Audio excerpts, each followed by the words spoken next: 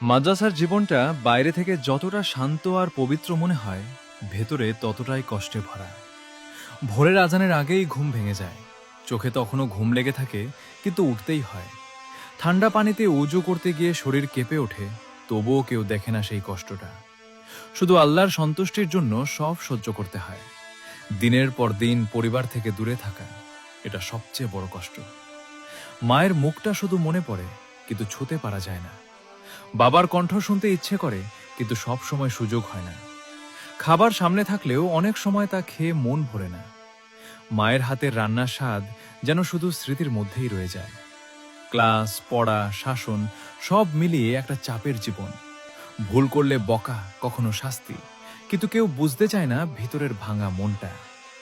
রাতে যখন সবাই চুপ হয়ে যায়, তখন নিঃশব্দে চোখের পানি পড়ে। তবুও এই কষ্টের মধ্যেই একটা সুন্দর দিক আছে।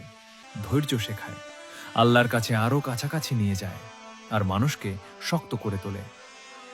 মাদ্রাসার জীবন শুধু পড়াশোনা না, এটা একটা ত্যাগের নাম, যেখানে প্রতিটা হাসির পেছনে লুকিয়ে থাকে অনেক না বলা কষ্ট।